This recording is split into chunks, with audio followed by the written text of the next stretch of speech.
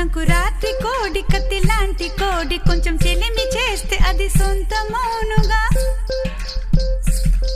సంకురాత్రి కోడి కత్తి లాంటి కోడి కొంచెం చెలిమి చేస్తే అది సొంతమౌనుగా చెయ్యి వేస్తే చెంగుజారే కుయుముర్రో